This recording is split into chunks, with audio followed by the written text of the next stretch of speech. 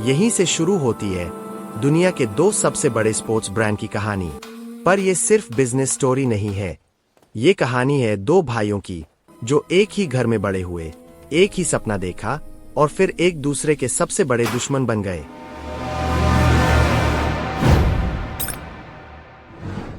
World war 1 के बाद Germany बर्बाद हो गया था। ना पैसे और ना जॉब थी, था तो बस अंधेरों से घिरा फ्यूचर।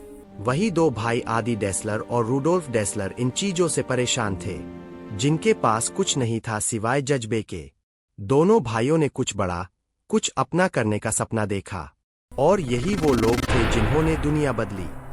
आदि डेसलर शांत, क्रिएटिव और शूज डिजाइनिंग में मास्टर था। वो अपनी माँ के लॉन्ड्री में बैठकर हाथों से शूज डिजाइन करता था। वहीं दूसरी तरफ रूडोल्फ डेसलर जो तेज, कॉन्फिडेंट और मार्केटिंग एक्सपर्ट था। आदि के बनाए शूज वो एथलीट्स को बेचता था। दोनों भाइयों ने मिलकर शूज का बिजनेस शुरू किया जिसका नाम था डेसलर ब्रदर्स शूज फैक्ट्री। दोनों भाइयों का एक ही सपना और एक ही मकसद था। आदि पूरी कोशिश करता शू को कंफर्टेबल बनाने का, क्योंकि उसका कहना था जब एथलीट्स के पैर कंफर्टेबल होंगे तब वो चैंपियन बनेंगे। लेकिन सिर्फ एक अच्छा शू डिजाइन करना ही काफी नहीं था, उसे एथलीट्स तक पहुंचाना भी एक टास्क था, जिसे रूडोल्फ की मार्केटिंग टेक्निक्स पॉसिबल बनाती थी। दोनों भाइयों ने इसी तरह कई साल काम किया और अपनी फैक्ट्री को आगे बढ़ाते रहे। उनकी फैक्ट्री अच्छी चल रही थी।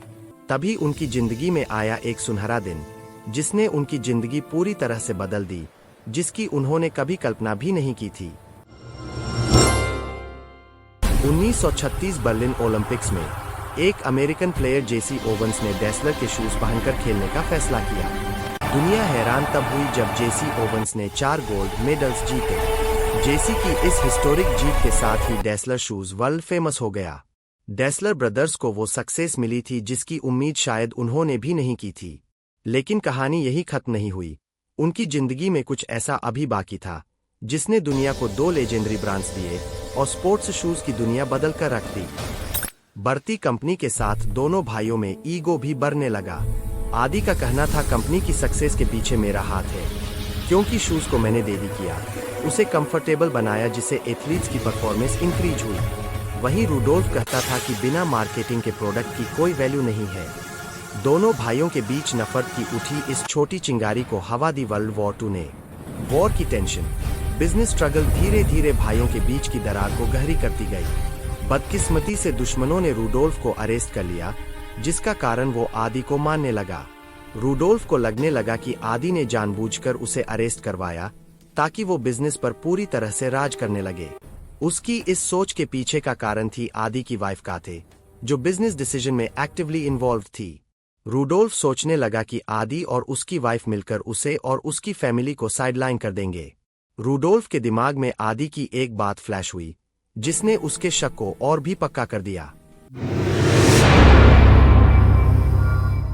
वॉर के दौरान एनिमी बॉम्बर्स बॉम्बबारी कर रहे थे, लोगों को नुकसान पहुंचा रहे थे। लोग पैनिक करके शेल्टर्स में छुप रहे थे। किसी तरह आदि अपनी जान बचाकर एक शेल्टर तक पहुंचा और गुस्से में कहा, the dirty bastards are back again. जाहिर है वो बात उसने दुश्मनों के लिए कही थी, लेकिन रूडोल्फ को लगा कि वो लाइन उनके लिए कही गई है, जो पहले से ही अपनी फैमिली के साथ शेल्टर में मौजूद था। सिर्फ एक गलतफहमी ने दो भाइयों के रिश्ते को खत्म कर दिया। महीनों के ट्रॉमा के बाद जब रूडोल्फ रिहा हुआ तो उसने देखा कि आदि और उसकी वाइफ दोनों मिलकर बिजनेस चला रहे हैं, बिजनेस के डिसीजन ले रहे हैं। रूडोल्फ खुद को साइडलाइन महसूस करने लगा। एग्रेसिव रूडोल्फ, जो अब मेंटली हर्ट भी था, उसने अपने भाई से सारे रिश्ते तोड़ लिए। आदि भी भाइयों के रिश्ते को रोक के रखने में नाकामयाब हुआ और दोनों भाई अलग हो गए।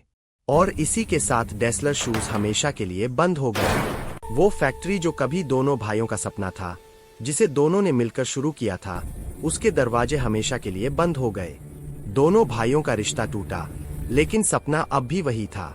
दोनों अलग जरूर थे, लेकिन मकसद अब भी दोनों का वही था।